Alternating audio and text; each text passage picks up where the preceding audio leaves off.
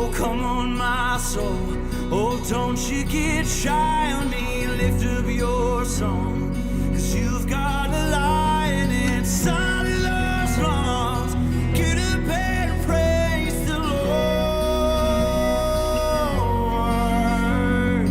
Come on, my soul. Oh, don't you get shy on me.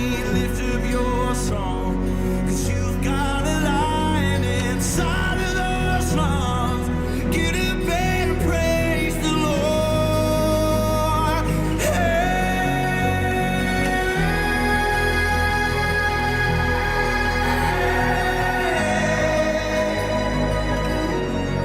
Praise the Lord.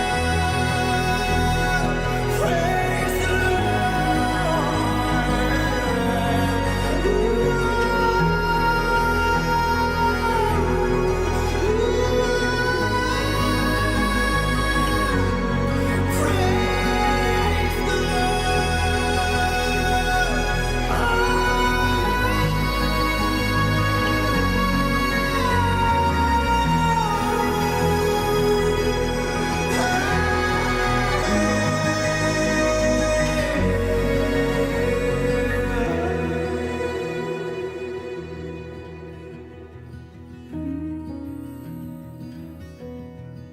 So I throw up my hands, praise you again and again, 'cause all that I have is a hallelujah,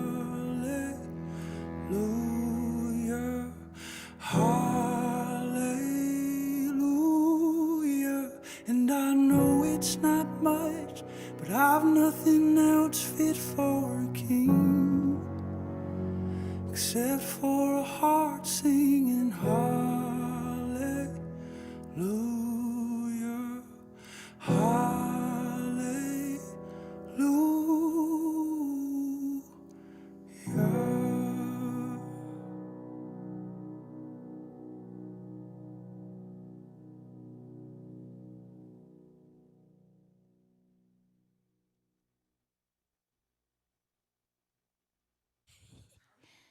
Good morning. So, had a problem. There's like lint inside of my mask. Now it's all in my nose. If I sneeze, it's not the disease, you guys. It's just the lint making its way out. Like, seriously, mask problems. Raise your hand if you hear me on that. Mask problems. Okay, yeah, we are together this morning. Because we're together, would you stand up and sing with us?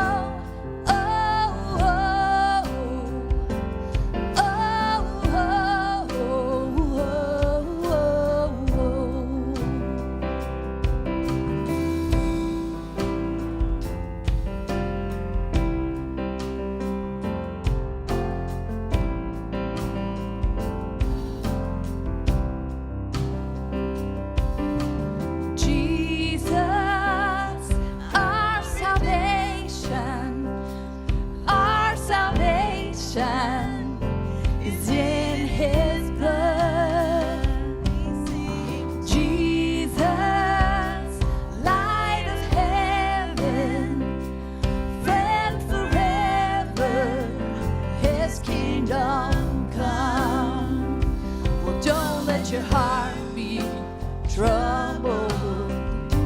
Hold your head up high, don't fear no evil.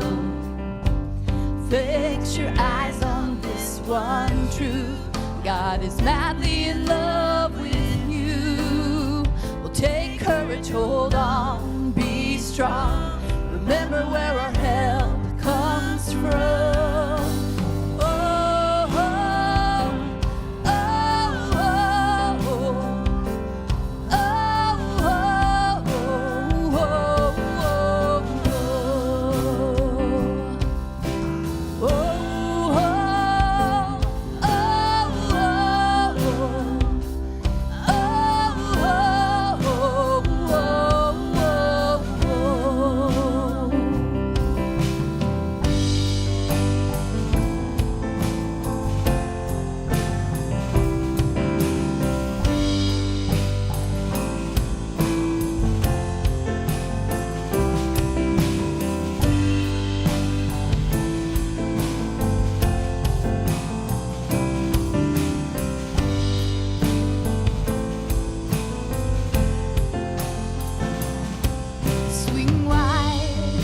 You heavens, let the praise go up as the walls come down.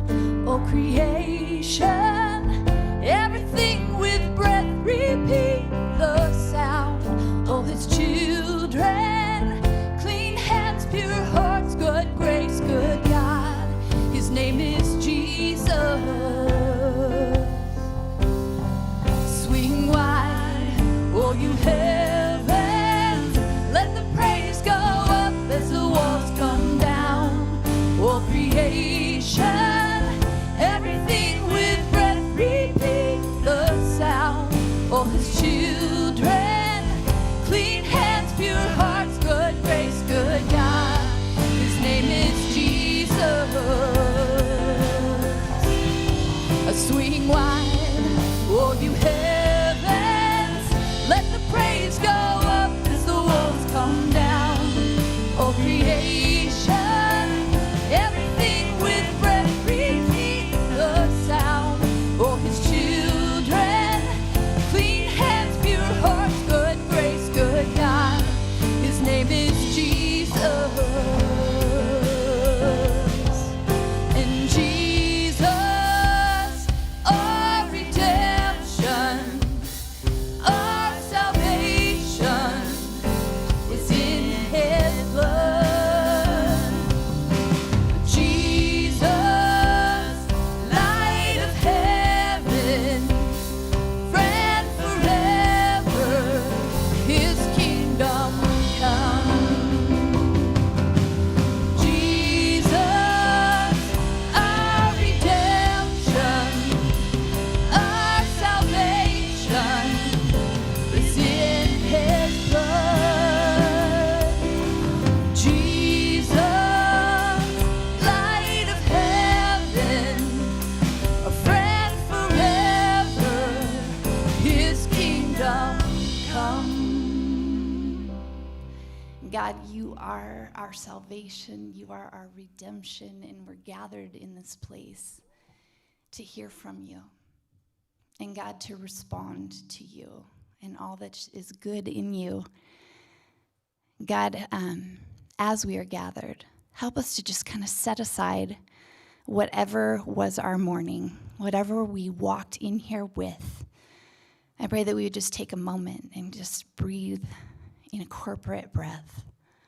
You, God, in, so that we can hear from you. Speak. Your servants are listening.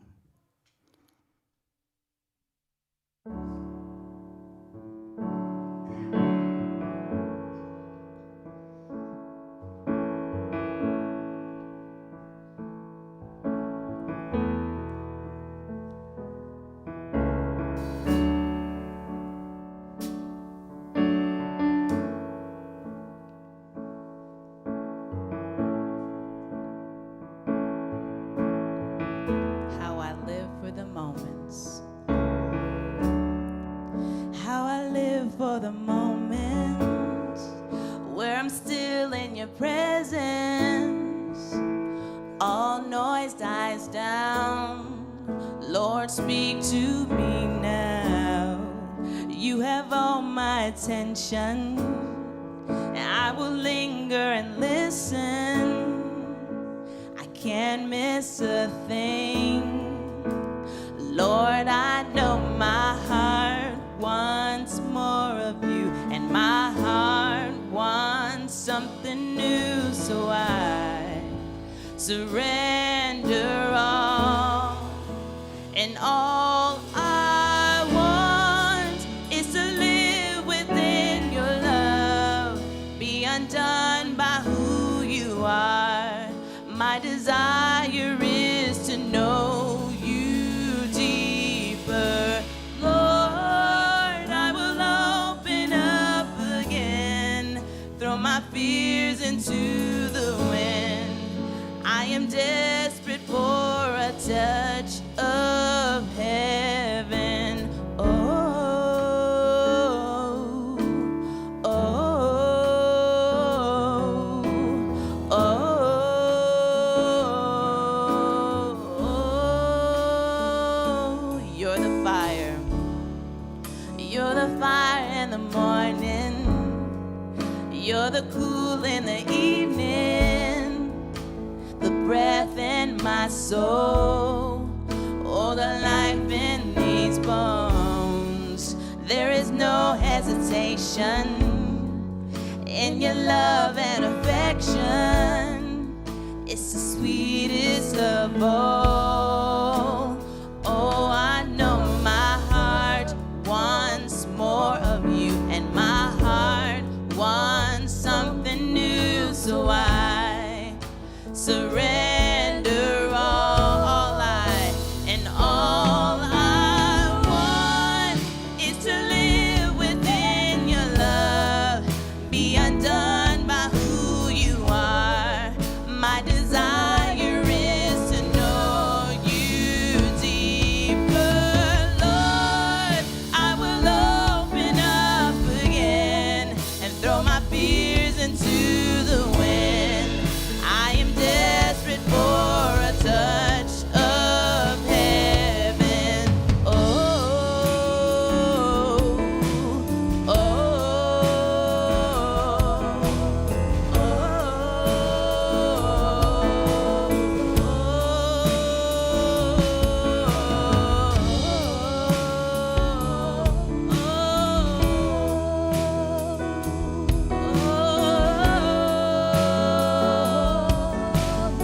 I open up my heart to you. I open up my heart to you now. So do what only you can. And Jesus, have your way in me now. I open up my heart to you. I open up my heart to you now. So do what only you can. Jesus, have your way in me now. I open up my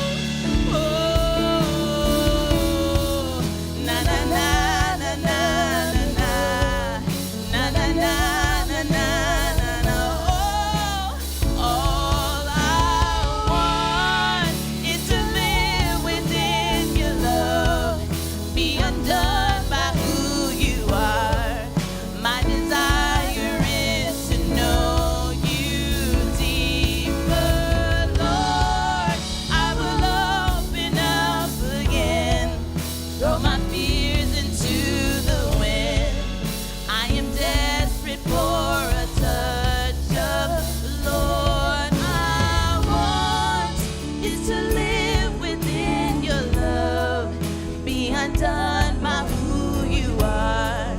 My desire is to know you deeper, Lord, and I will open up again, throw my fears into the wind. I am desperate for a touch of heaven.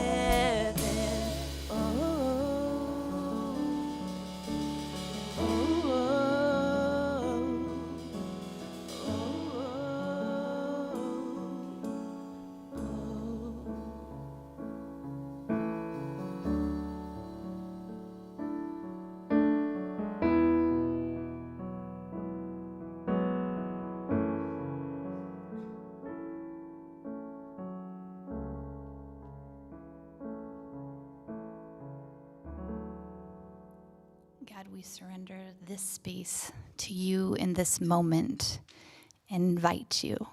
In your name we pray. Amen. Before you sit down, would you say hi to somebody around you?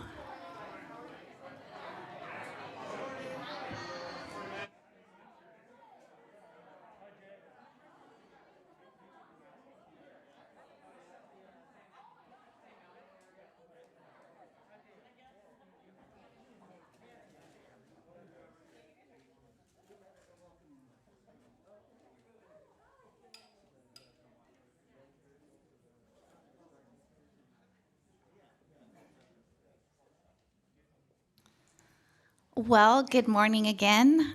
Welcome to those of you that are watching us online as well. Super happy that you're here this morning and good to see you all, y'all, today.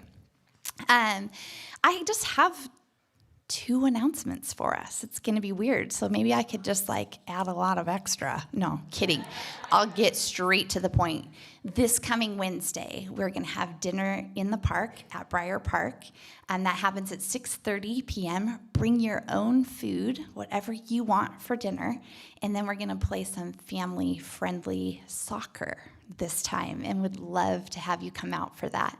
If it is raining, pouring down rain, you can watch our Facebook page or our Instagram page at Brookview Church, and we will post whether or not we're delaying, postponing, canceling, whatever that might be. And so if you're wondering about that, just go to Facebook, go to Instagram. And if you don't know how to go there and you don't do that right now, that is very reasonable. Let me just say that. And so you can always text us as well. And phone number is at brookviewchurch.com. And we will just get you whatever information you're looking for on that date. But I hope that you'll come out for that and just enjoy some hang time together and playing and being a little silly. I'm not going to be silly, but Bob is over there. We're planning on that, so bring your silly. And then the other announcement is just simply to fill out your online communication card. We love hearing from you. When you put in prayer requests, we have a team of people that pray throughout the week, and it is just a great way for you to respond to anything you would like to and connect with us. And you can find that communication card at brookviewchurch.com/contact. That's it. Chinese authorities have traced a new deadly virus back to this seafood market in the city of Today, the World Wuhan. Health Organization officially announced that this is a global pandemic. The U.S. does not have enough coronavirus The unemployment rate tripling to 14.7%. Coronavirus cases still high across the country. Students, teachers, and parents have been forced to adapt to distance learning. The Golden State, a record-breaking 2 million plus acres have burned. The nation erupted into scenes of chaos, violence, and widespread destruction into the early morning hours. From Brazil to Iran, thousands have gathered to show solidarity with U.S. protests over the killing of George Floyd. Pfizer is shipping out the first doses of the coronavirus vaccine as we speak. Now, we can't force you to take a jab in the arm, But there are many jobs, perhaps, that can prevent you from working if you decide not to get vaccinated. You know, people are angry. I mean, on the internet, I see people are threatening to boycott restaurants that follow these guidelines. Several countries have offered assistance to Haiti, including the U.S., Panama, Colombia, and Mexico, among Family others. members and children trying to get to the airport but being whipped back and beaten by Taliban fighters.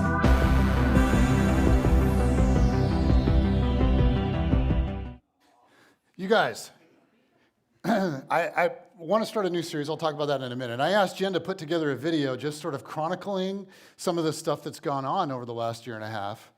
Are you kidding me?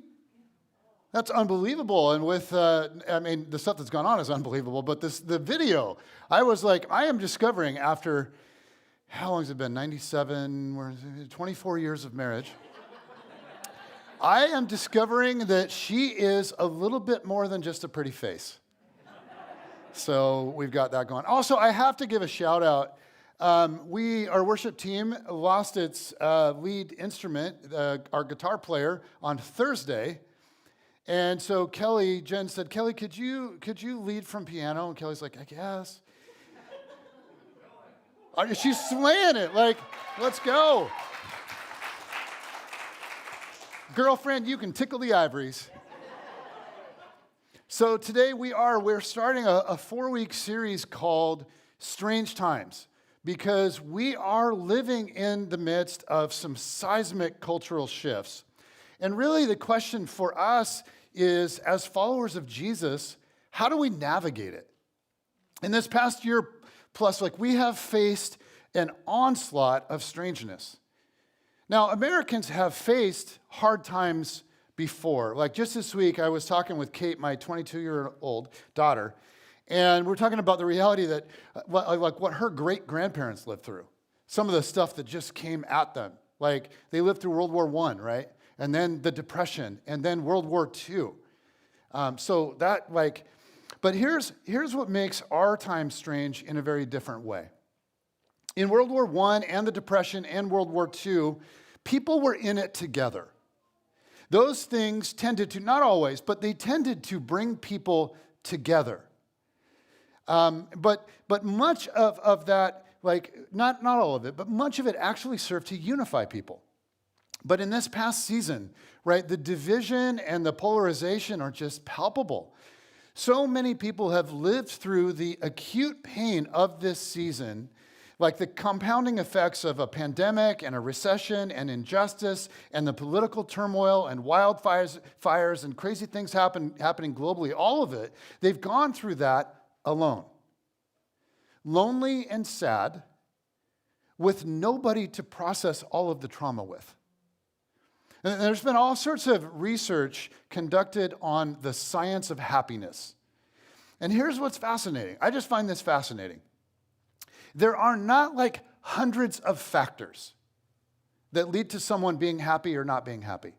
You can actually summarize what makes people happy or sad down to 3 or 4 main things. So here they are in a nutshell. This is a summary of the research. Number 1, what makes people happy? Number 1, a few close friends. People are happy if they know and are known. If they have people that they feel safe with, people that you don't have to project an image toward, but you can just sort of let your guard down and be your real self. People who aren't perfect, but when they're happy, we're happy, and when they're sad, we're sad, and vice versa. So a few good friends, okay? Then second, a connected family.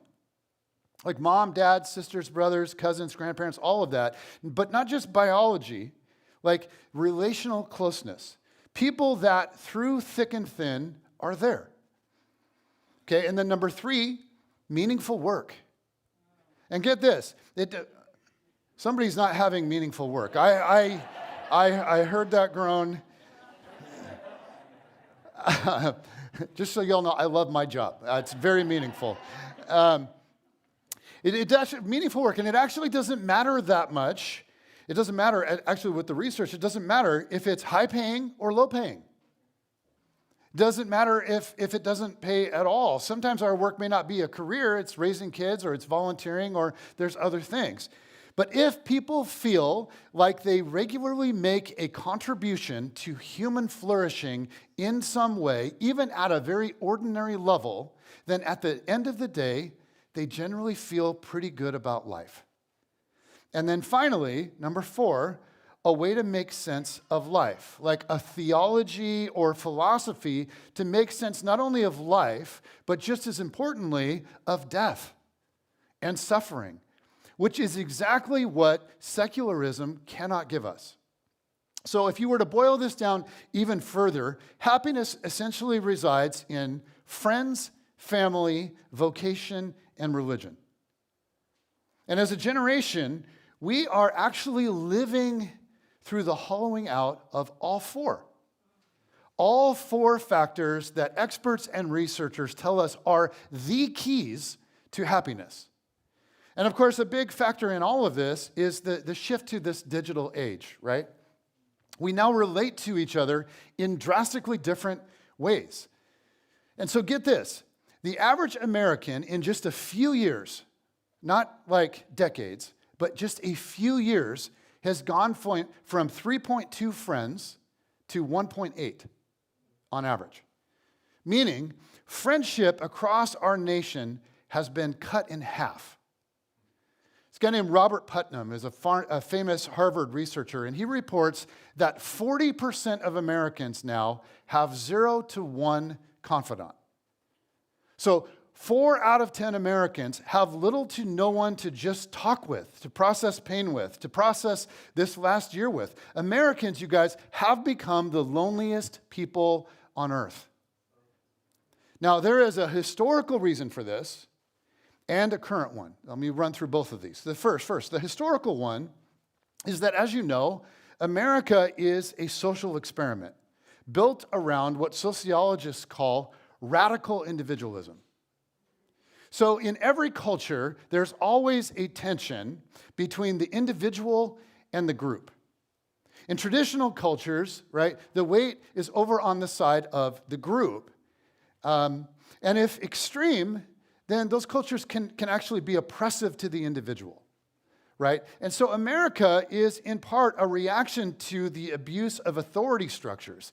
It's a response to the oppression or repression of the individual. So we get what's come to be called radical individualism. And of course, concern for the individual and individual rights and all of that is really important. But when taken to the extreme, it actually causes a whole slew of other problems.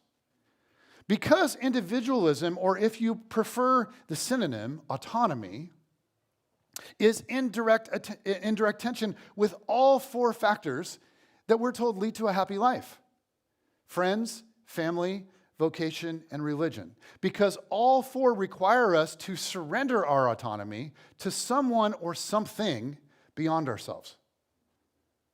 We long for autonomy, we really do. We long for our autonomy, but we often don't really consider the cost. Because you can have autonomy or you can have loving relationships, but it is very hard, if not downright impossible, to have both. So the historical reason for our loneliness epidemic is radical individualism. That's the historic reason. But more recently, then you can add to it tribalism. Like this exaggerated phenomenon thing that's happening in our culture that is exaggerated by all things digital.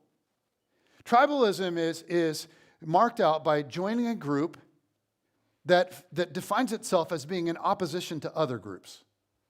So it's based not on mutual love, but on mutual hate. It's based not on what you're for, but what you're against. And all of this is being intensified by the digital age, right, and the isolation of COVID. And for a growing number of people, their primary community, and with that, their identity, their sense of self, their sense of self-worth, their moral vision, their sense of the meaning and purpose of life, it all comes from online more than face-to-face relationships. The impact of doing relationships digitally really has yet to be fully understood. Like, people are doing research on this, but we're right in the middle of it. But right now there's so much obsession and so much discussion about division and all the things that are going on because of social injustice and politics and this war that is just raging between the right and the left. But when historians tell the story of our generation, like 100 years from now, like when we are all dead and gone, I wonder if the story won't actually be primarily about political polarization. I wonder if the bigger headline will be about this generation facing digital disruption, about the internet and social media and the shift that has happened to an online world, and then of course how that shift has interacted with COVID. And when we read about the shift, just historically, when we read about the shift from an agrarian society to the Industrial Revolution, when you think about it, we're living through something very much like that right now. We are smack in the middle of the digital revolution. And right now, tribalism is tearing us apart. It's tearing apart the fabric of our nation. It's tearing apart families. It's tearing apart friends. It's even tearing apart churches. Guys, these are like strange times. Now, some of you might be sitting here thinking, wow, dude, this is like really intense. I just want to say, if you were here last week, it was all flowers and rainbows. Was it not? And I warned you that today I would come in here and tear you apart. No, not at all. Today, actually, I just want us to be aware of the situation, but today is not intended to be negative at all. The situation around us is strange, and it is unsettling, but right in the middle of it, I have some really good news. I have gospel news. That in the middle of all of these huge cultural shifts, in the middle of radical individualism and tribalism, Jesus invites us to participate together in something beautiful. And you guys, I am full of hopeful energy for the future of our church because I think we're more needed in our culture now than we have ever been. I think the world needs to see the way of Jesus on display. It needs to see a compelling example of community, of people truly sharing life together. And today what I want us to do is to look at what I think is a brilliant passage from the New Testament. And it's found right in the middle of the book of Romans.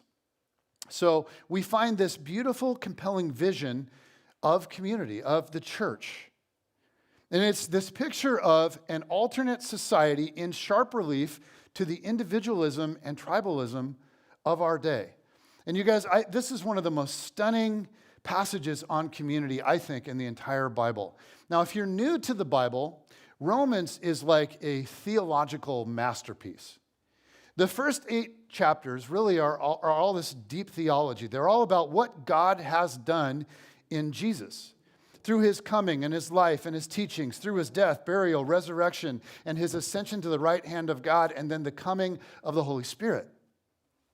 Chapters 1 to 8 are all about what God has done for us and what essentially God has done for all of creation through Jesus.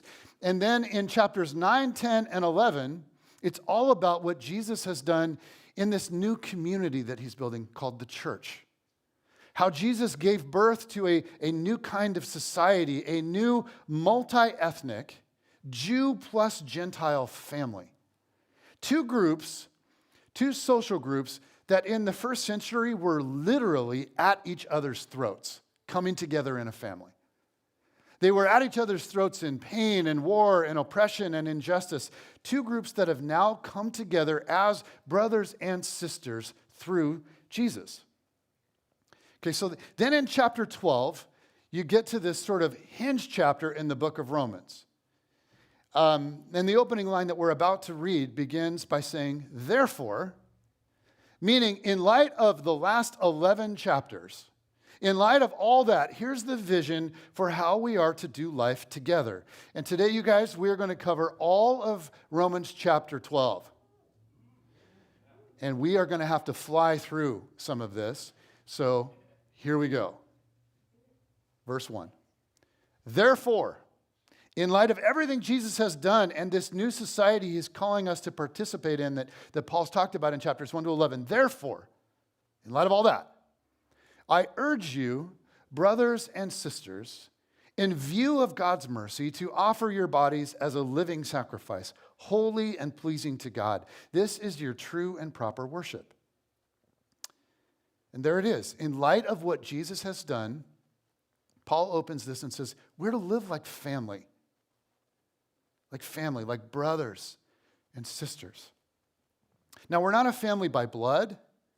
We're not a family by soil. We're not a family by political ideology. We're a family because we are attempting to live out the will of God together. So we don't primarily live together. We don't live like Americans. We don't live like Seattleites. We don't live like conservatives or like liberals. We live together as the people of Jesus. Verse 2. Do not conform to the pattern of this world, but be transformed by the renewing of your mind. Then you will be able to test and approve what God's will is, his good, pleasing, and perfect will.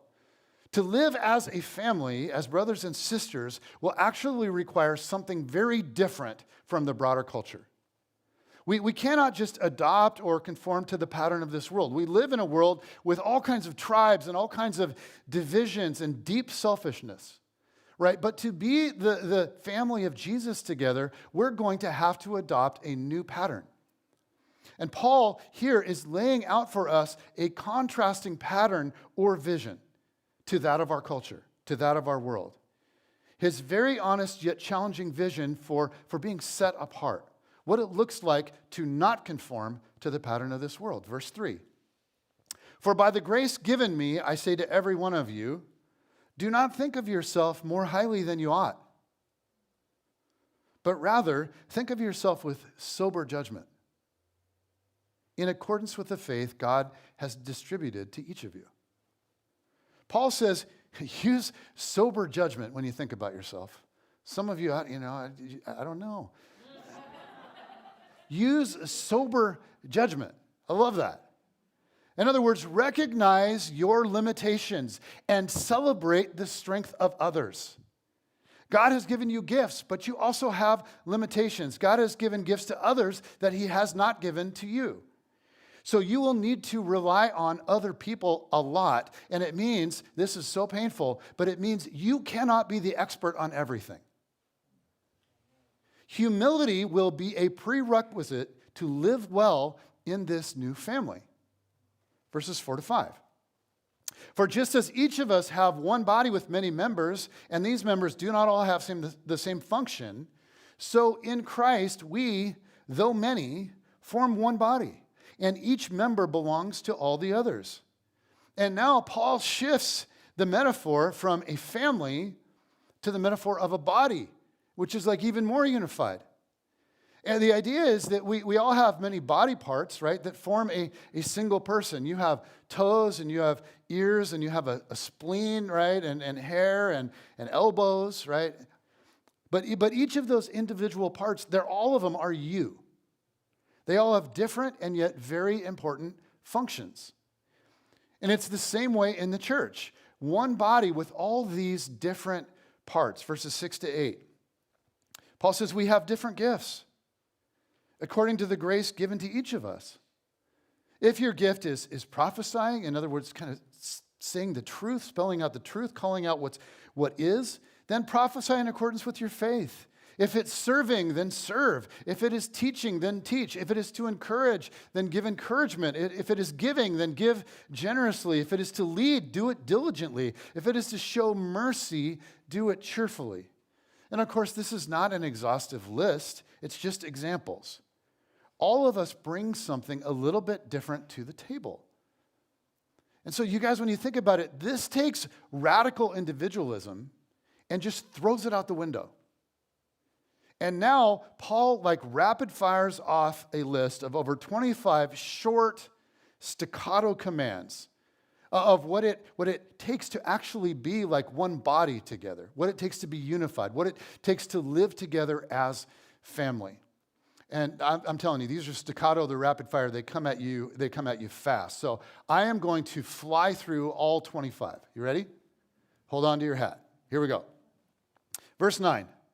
Love must be sincere. Hate what is evil, cling to what is good. Love must come from the heart, right? Be sincere, but also hate evil, cling to good. Our moral vision of good and evil does not come to us from our culture, but it comes from the life and the teachings of Jesus. Verse 10. Be devoted to one another in love.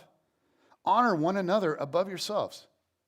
So, what does it mean to not conform to the pattern of this world? Well, part of it means that we're devoted to one another. That means that we're not just devoted to God. We are devoted to God, but also we're devoted to one another. It means that we honor one another above ourselves. We recognize deep beauty and value in one another. We recognize that all of these people around us make a unique contribution, both to the church and to our own lives. And so we take time to celebrate that and praise them. We pause to recognize one another. And instead of clamoring to be the one that is being celebrated, we step back from that desire and we look around for how we can celebrate others. This is not the pattern of this world.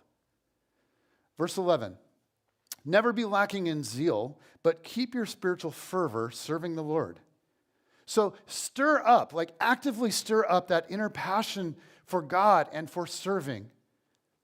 And then together pour fuel on each other's fire to serve Jesus and to do good. Verse 12, be joyful in hope, patient in affliction, faithful in prayer. Don't suffer alone, but when you suffer, suffer together and remind each other of why we live with hope. In that way, you can walk through affliction with great patience and much greater strength. And Paul just wants us to constantly remind each other that what is not what always will be, because God is up to something. So stay connected with God in prayer. Verse 13. Share with the Lord's people who are in need. Practice hospitality. Those of us that have extra, whether a lot or a little, are to share with those that don't have in the spirit of justice and equity. We are to practice hospitality. We're to open our homes. We're to eat meals together around a table. So let your home, let your table be a place where God is worshiped, where God is honored, where community is built. Verse 14, bless those who persecute you. Bless and do not curse. So when you face cultural hostility, and it's rising right now, and we're feeling that in our bones, Paul is saying whether you're feeling that from outside the church or inside the church, here's what you are to do. Be a graveyard for hate. Don't return hate with hate. When hate comes at you or on you, you just let it die there.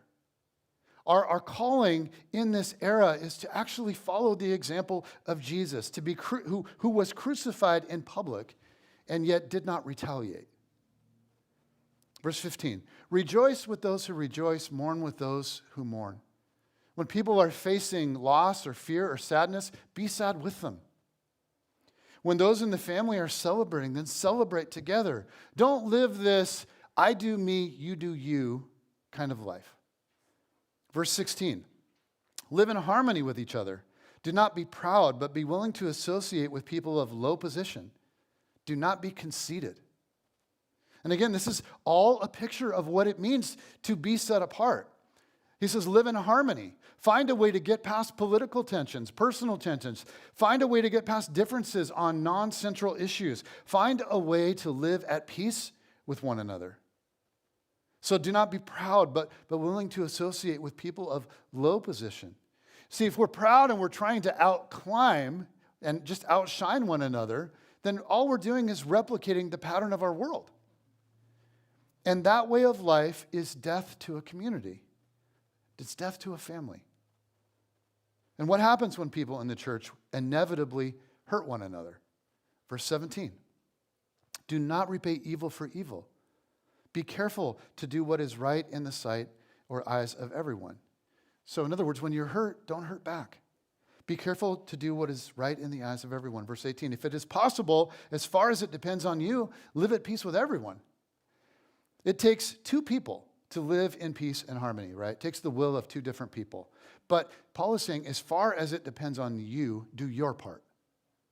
Be gracious, be kind, be invitational.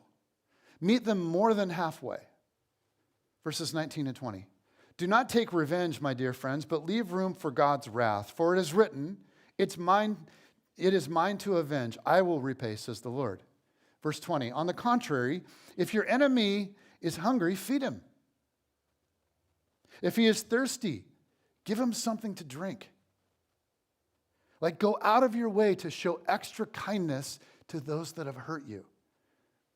In doing this, you will heap burning coals on his head. What? That's weird, right?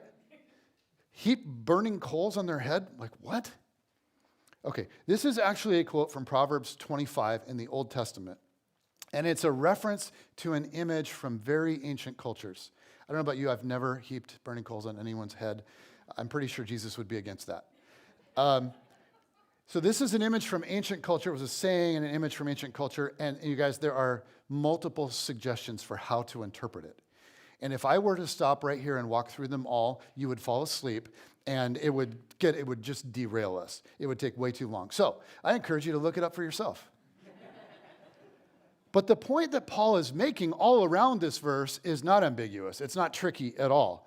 The essence of what he's saying all through here is show extra kindness to people when they hurt you so you can live at peace with them. Therefore, whatever the interpretation of the burning coals thing is, it fits into that theme, which becomes even more obvious in Paul's closing statement. So here's the summary point for it all. Last verse, verse 21. Do not be overcome by evil, but overcome evil with good.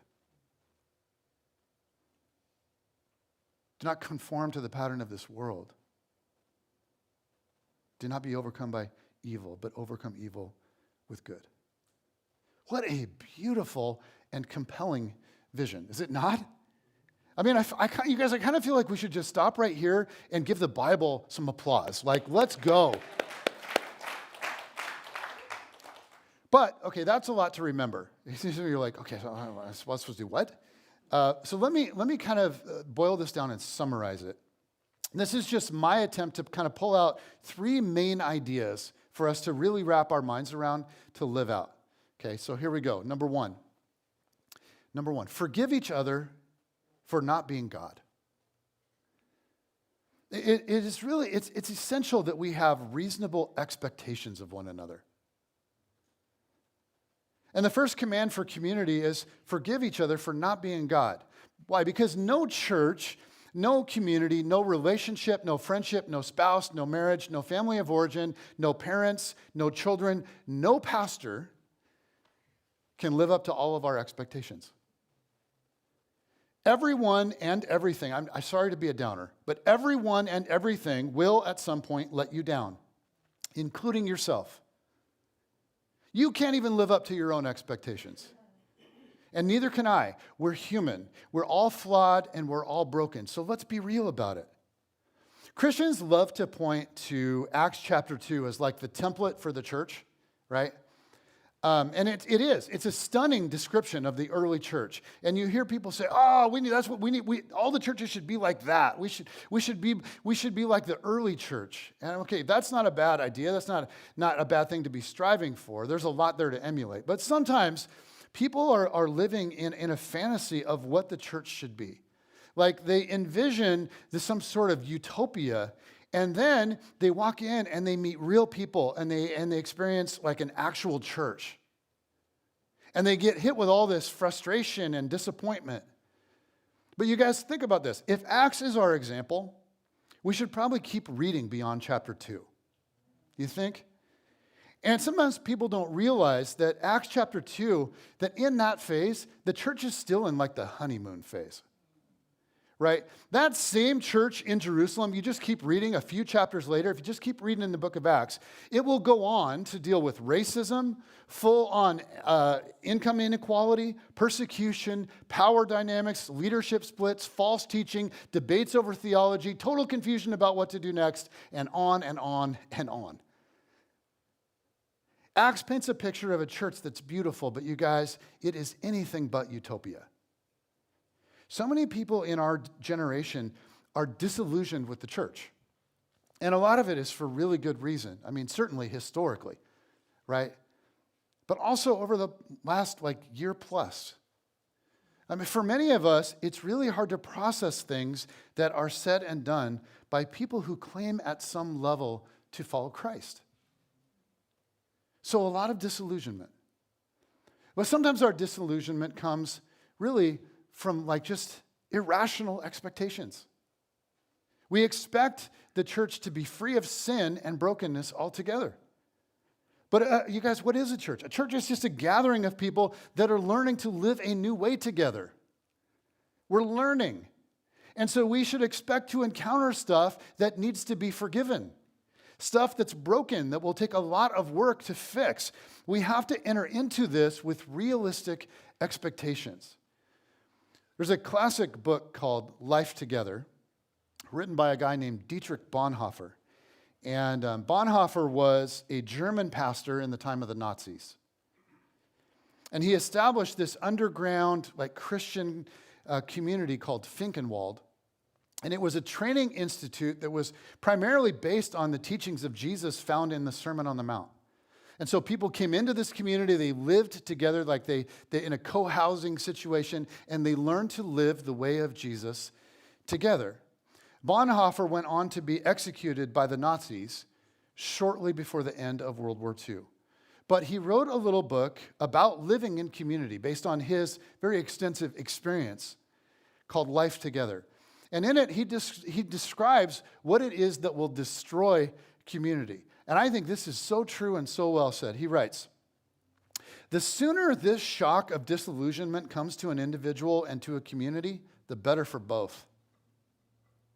Every human wish dream that is injected into the Christian community is a hindrance to genuine community and must be banished if genuine community is to survive. He who loves the dream of community more than the community itself becomes a destroyer of the latter, even though his personal intentions may be ever so honest and earnest and sacrificial. The man who fashions a visionary ideal of community demands it be realized by God, by others, and by himself. He enters the community of Christians with his demands, sets up his own law, and judges the brethren and God and himself accordingly." You guys, it's so easy to love the dream of community. It's so easy because it's not the real thing. It's just like a hypothetical situation. It's easy to love the idea of community or the idea of a church or the idea of a relationship or the idea of a marriage or the idea of friendship or the idea of, and you just fill in the blank. It's a lot harder to love your actual spouse, your actual church, or to love your actual friends when they inevitably behave badly. I mean, let's think back to Romans 12, Paul's vision for community. It's beautiful, but what's cool about it is it's honest about real life, real community. I mean, notice all of this stuff that's built into these 25 plus commands.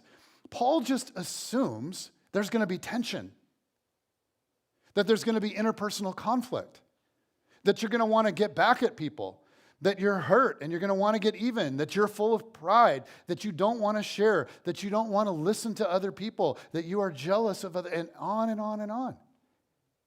Paul's commands just assume that all of that stuff is in all of us. So this stuff will need to be overcome along the way. And we're going to need to forgive each other for not being God. Okay, second thing we see in Paul's 25 commands is, I guess I would summarize it this way: listen in love. Psychologists tell us that when people, in the technical languages, when people feel felt, meaning they feel that this sense of someone is really listening to me in compassionate attention. Like they're not distracted, they're not on their phone, they're not listening in judgment or just as I'm saying what I'm saying, they're forming their rebuttal. They're just listening in compassionate attention. When we experience that, we actually experience love and healing. They don't even have to say anything. We just experienced love and healing. And you guys, this last year has been traumatic for pretty much all of us. If it hasn't been traumatic for you, tell me your secret later. But psychologists also tell us that trauma is not just what happens when people experience suffering, because lots of people experience suffering and they actually come out the other side just fine. People do it all the time. Trauma is what happens when we experience suffering alone, when we don't have anyone to hold that pain with us. Robert Stollerow is a psychologist and a philosopher, and he's studied and written extensively on trauma, and he writes this, and I think this is beautiful. He says, trauma is when severe emotional pain cannot find a relational home in which it can be held. I just think that's beautiful language, the idea of a relational home where we can be held. I mean, that's the call, right? I mean, if you're looking at Paul's words, that's the call, to function as a relational home for one another.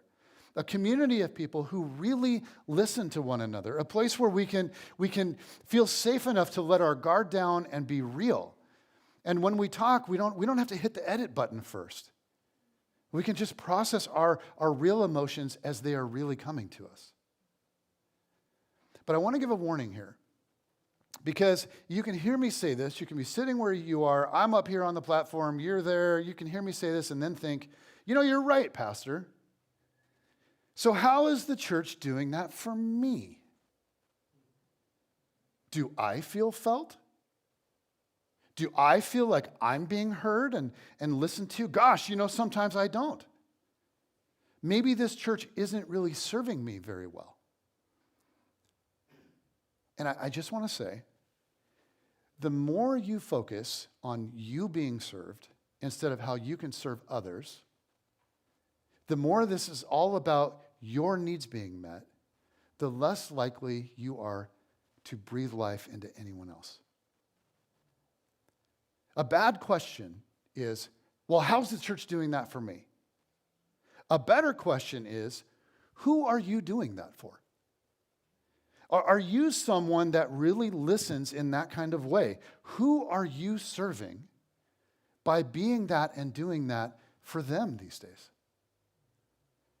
Again, if you think of the church as just this hypothetical utopia where everything is just supposed to be flowers and rainbows all the time, and then you have this season which inevitably comes for every one of us where we don't feel felt, then you become disillusioned and you're inclined to just walk away. But if each of us is striving ourselves to become better listeners, we really can experience God's kingdom together. And again, that's very different from the pattern of this world. But we have to be individuals willing to serve others in this way. And you know when this is really important? It's really important when we come across somebody with a different viewpoint. I had a man in our church that came to me many months ago. And he came to me because he was concerned about another man's social media post. And it became clear that he was bringing them to my attention, hoping that I would go out and confront the other man, and that I would tell him that his thinking wasn't very Christ-like and that he needed to repent and change his behavior. So I asked, hey, you have a relationship with this guy, right? Well, yes, I do. But we don't really agree on a lot, especially in the political world, so we're not very close, and I just don't think I'm the right guy to confront him. So I asked, well, okay, what if it wasn't really about confronting? What if you just met with him one-on-one? And then, not as a confrontation, but just out of kindness, you asked him to tell you about his experiences, what he's walked through. What if you were to sit down with him and just be curious and leave judgment at the door? No listening so you can pounce and dismantle his erroneous thoughts. Just listen and then be curious and then ask more questions that flow out of that curiosity. And along the way, you ask about his thoughts on the issue at hand that's concerning you, among many other things you're asking him about. And then when you really understand where he's coming from and you really know what he thinks and how he came to think it, then maybe you share your thoughts on that same thing and your take on it and you see what he thinks. Because here's my guess. You're not getting the whole story on Facebook. Right? I mean, come on. So how about this? How about you go to him and you build a bridge and you do your very best to get the whole story? And so I just said, I'm not going. You go. Be a brother. You guys, you don't want to go to a church where the pastor patrols your social media and confronts anyone that posts something that he deems off. You don't. You don't want that. And if you do want a church like that, I will tell you right now, this is not going to be that church. I have no interest in that. I'm interested in building a family where people learn to listen to one another. I'm interested in building a family where even when we differ on very emotional topics, we listen, where we can feel felt. We can, like brothers and sisters, love one another through differences of all kinds. And if we need to challenge each other along the way, which inevitably we're going to, when we need to challenge each other along the way, we do that, but we do it kindly and gently and in love and in relationship. And only after really, really, really listening. But you guys, this isn't just about differences, right? This whole listen and love thing, it's about everything. It's about the sorrows, the joys, the fears, the losses, the hurts. We listen to one another sincerely in compassionate love. It's really important. So again, I just want to ask you, who are you doing that for? I mean, let's not just keep this as a hypothetical good idea. Who are you spending time with these days so you can just listen? Okay, then very quickly, last way to summarize 25 plus commands of Paul is number 3, and this is going to sound really simple and lame. Stay. Number 3, stay. In our culture, we are so quick to walk away from one another. Paul is saying, do everything possible to work through issues. As far as it depends on you, live at peace with everyone. But that will require hanging in there, not walking away. It will require navigating differences and hurts and challenges. And that is what actually forms us deeply. So often in our culture, we don't allow ourselves to be formed into the image of Christ because as soon as something challenging happens, we go. But if we live in that kind of community where everyone just leaves immediately, where everybody's walking around on eggshells, then we're going to become very reluctant to get real, to let other people see a little bit of our shadow side. And what happens then is our growth is stunted.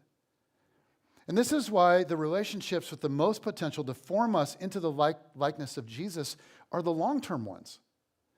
Because those people come to see us as we actually are.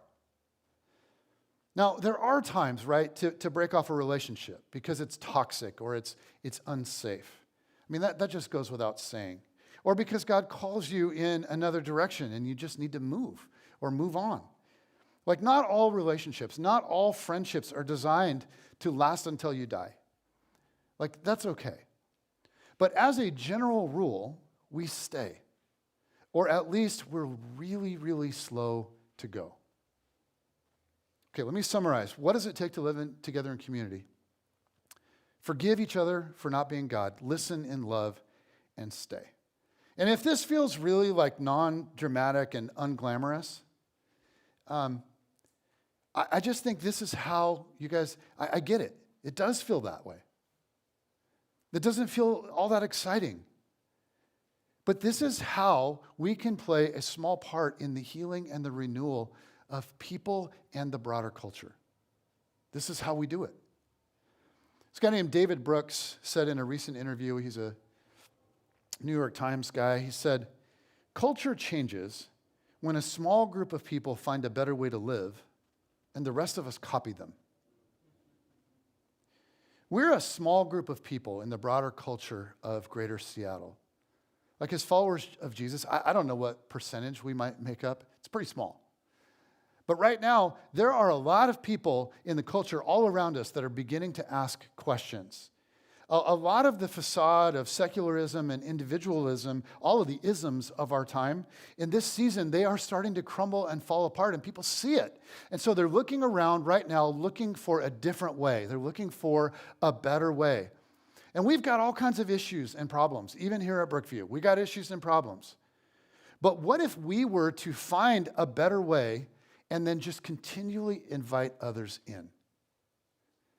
In the middle of these huge cultural shifts, in the middle of radical individualism and tribalism, Jesus invites us to participate together in this little alternative society.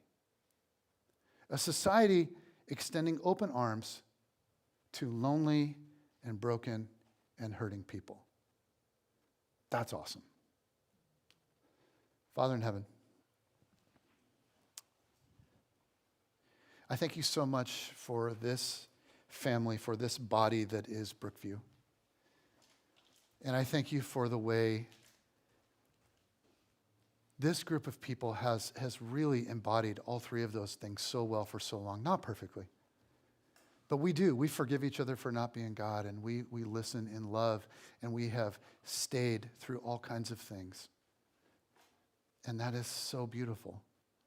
But I just pray that you would continue to help us to navigate the craziness that's going on in our culture, that you would help us to invest in something that can actually bring life and hope and healing to each other and to our world. God, this idea of being a family together, being one body working together, it's difficult, but it's beautiful.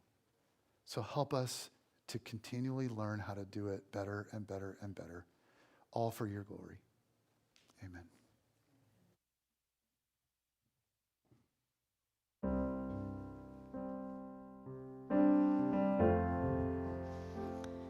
As we're heading into worship, yesterday I was listening to a podcast, and it was about contemplative activism, which I thought was kind of an oxymoron. Contemplative activism. And this guy was describing something that just kind of grabbed my attention, this picture, essentially. And what he was saying is that our activism, when we move in the world, should be born out of this moment with Jesus, this directive from Jesus. And the picture that he gave was this idea of feet on the ground, hands to heaven. This idea that here I am in this world, walking around, but I need my Father.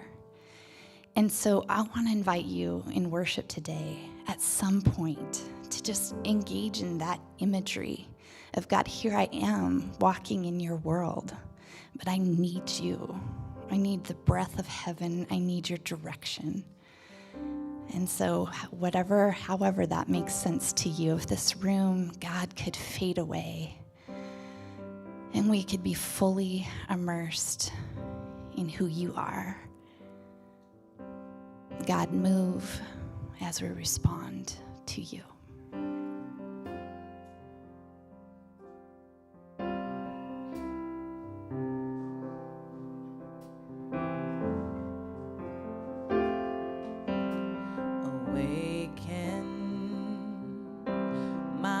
Spirit.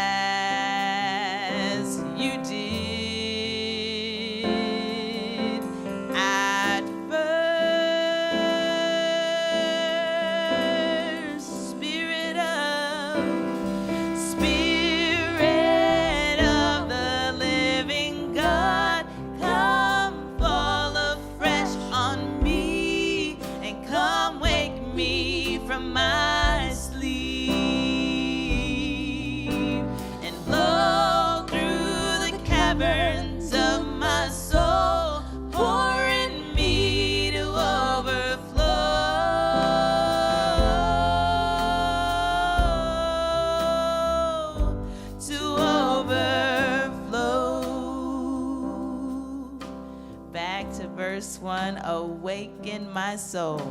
Awaken my soul. Come away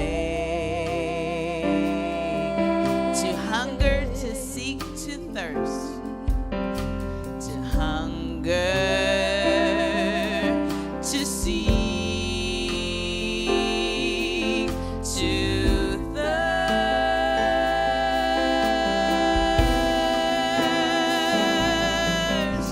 Awaken first love. Come away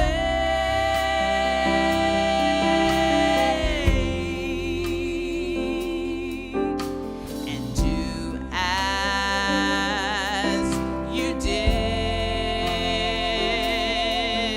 at first. Spirit of the living God, Spirit of the living God, come fall afresh on me and come wake me from my sleep and blow through the caverns of my soul, pour in me to overflow.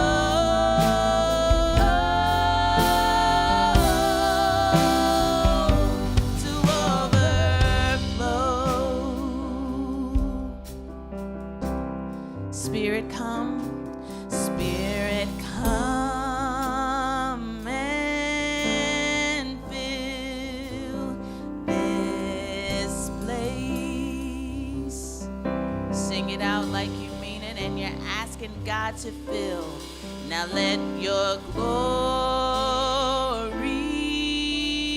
now invade.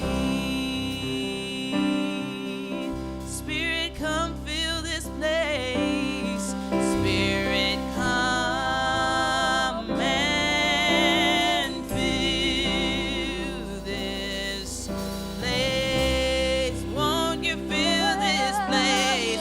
Come and fill this place.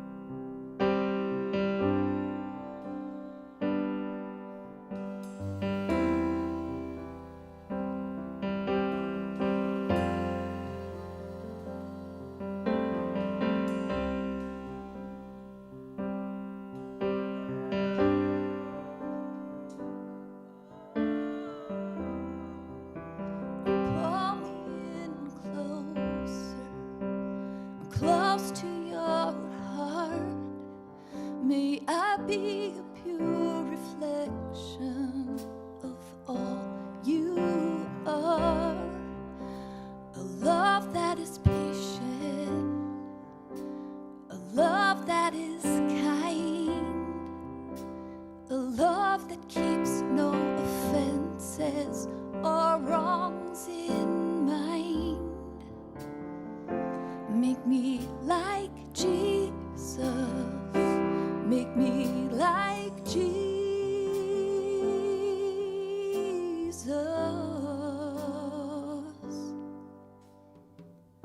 My heart is an open space for you to come and have your way. I am open, I am open.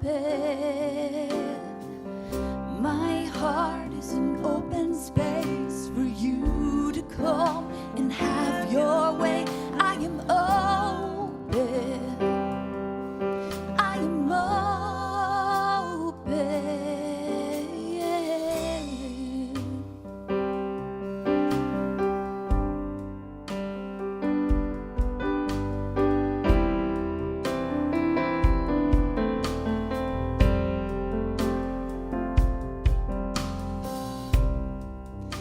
You're faithful to find me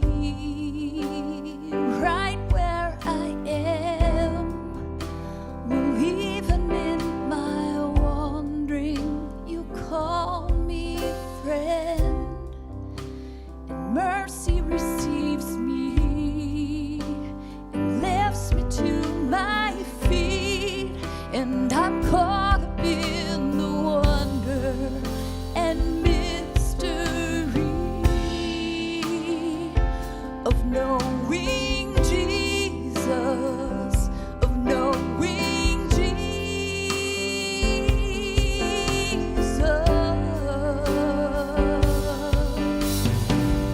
My heart is an open space for you to come and have your way.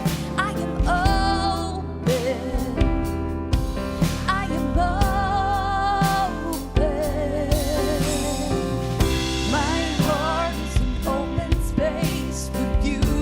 Come and have your way. I am open, I am open.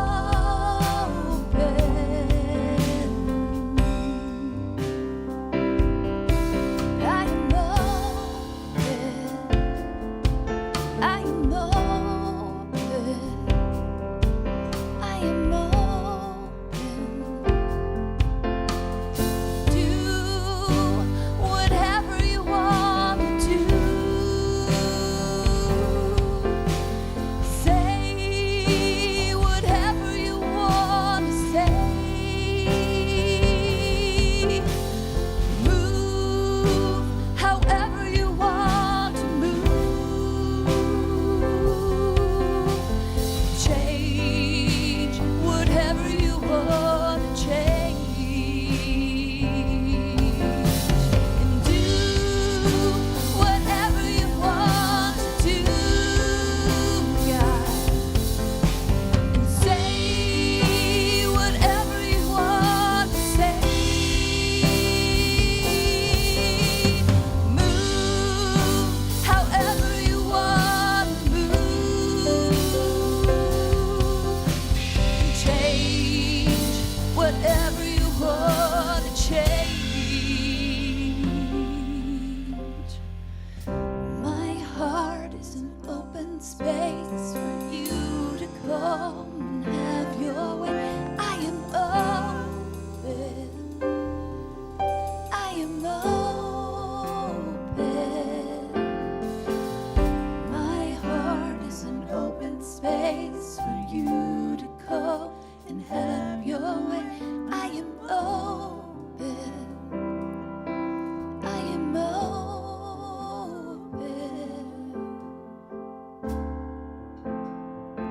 Make me like Jesus, make me like Jesus.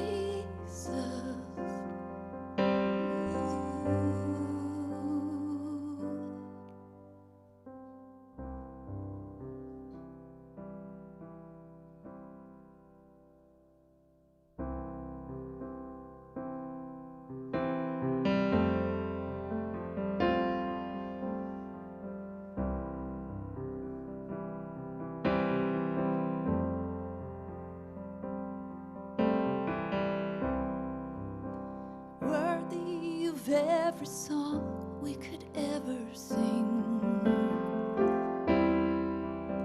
Worthy of all the praise we could ever bring. Worthy of every breath we could ever breathe. We live for you.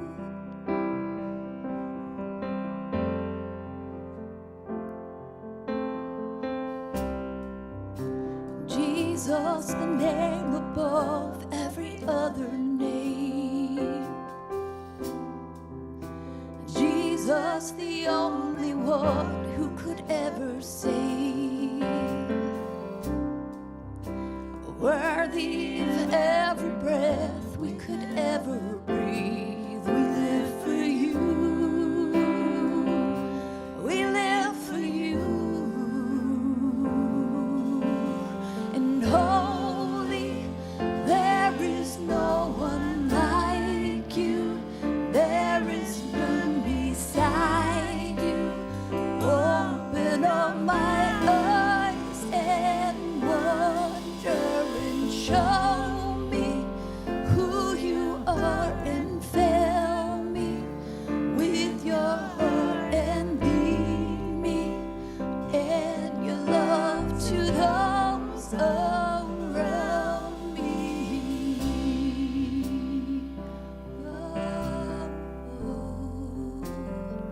God, we need you.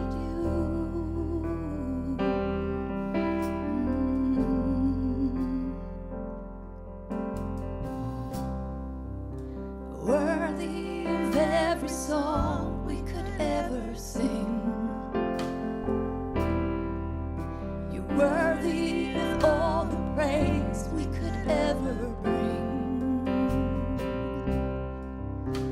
Worthy of every breath we could ever breathe. We live for you.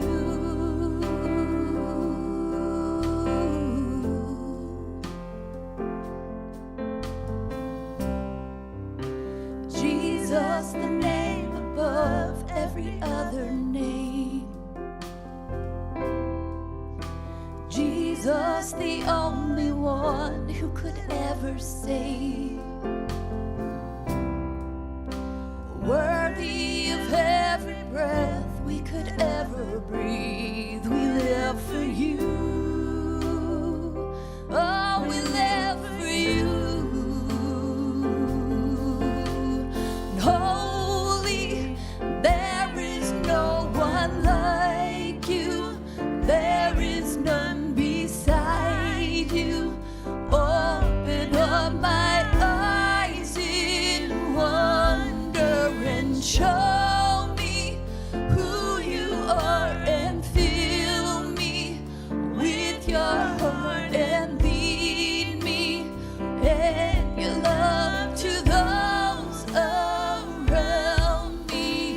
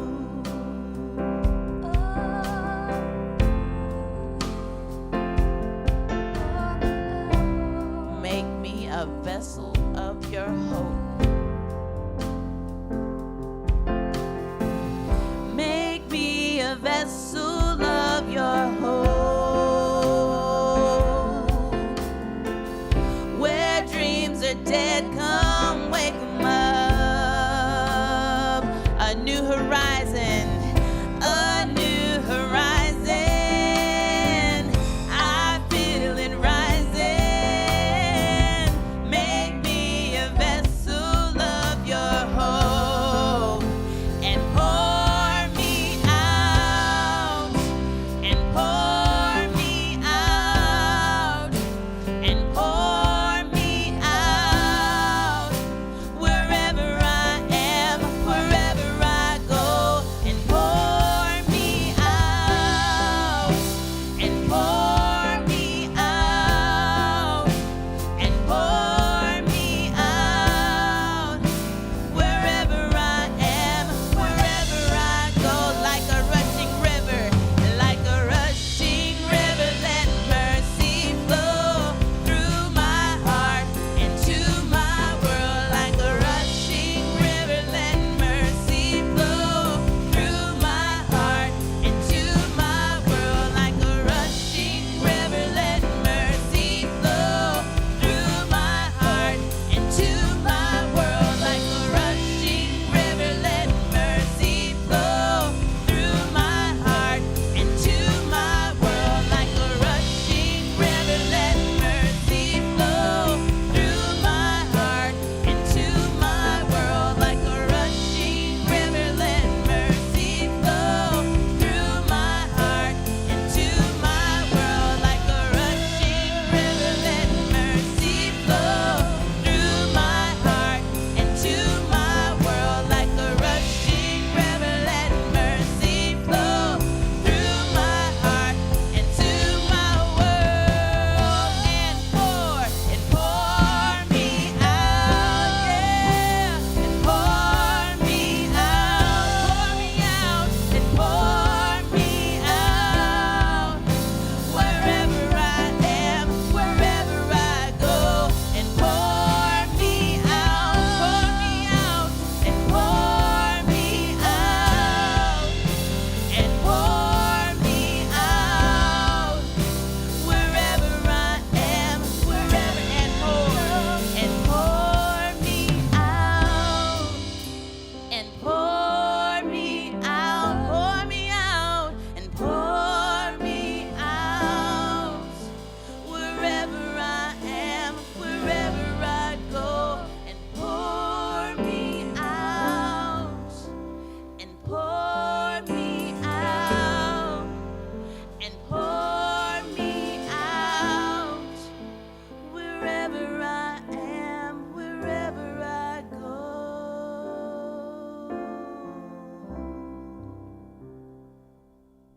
God, make us a family that reflects who you are. And God, start with me. God, help me to sit with you, to hear from you, to take my cues from you, so that I can love well, so that I can feel my Father's joy. But God, I need you, and I am so good at getting in the way of you, so good. But remind me, God, in your gentle way, draw me back to your feet, where what matters is that I look at you, and as you gaze at me, God, you will speak to me. And each one of us gets to hear that in a special way. And it's not this big corporate audible voice that we all hear and we are start marching like robots in the same way. God, my work to do is so different than Giovanna's or of Kelly's or of anyone in this room, but we get to do it together. What a beautiful thing. God, in a season where everything is fighting against unity, where this tribalism and this us versus them, would you help us? We're not going to do it perfectly, but would you give us wisdom? And God, help us to be your church that you are so proud of, this gathering of imperfect people. But God, I pray that it is said about us that we know how to love you. And because of that, we know how to love others. That's my heart's cry. In your name I pray, God. Amen. I hope your week is powerful. That's all I have to say. Have a good one. He loves us, oh, how